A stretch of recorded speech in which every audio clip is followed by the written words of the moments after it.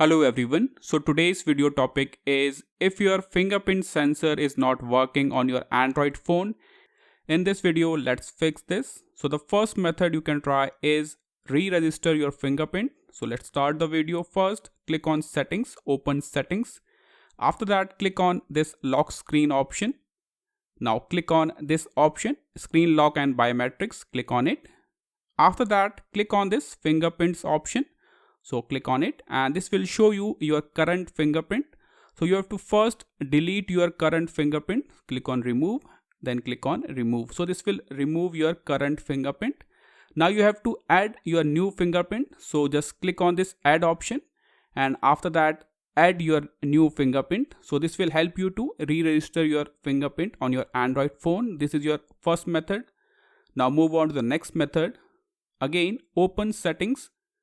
Then click on apps. So you have to search for apps. Click on it. Now you have to click on these three lines. Then enable this option, show system apps.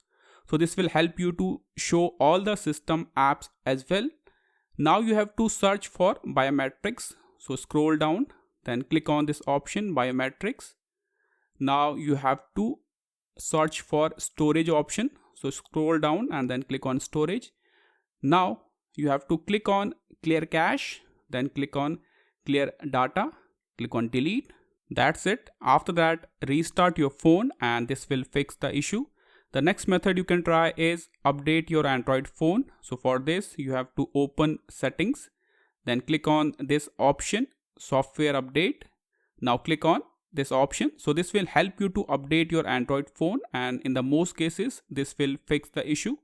The final method you can try is reset all the settings. So first go to settings, click on this option general management, then click on reset.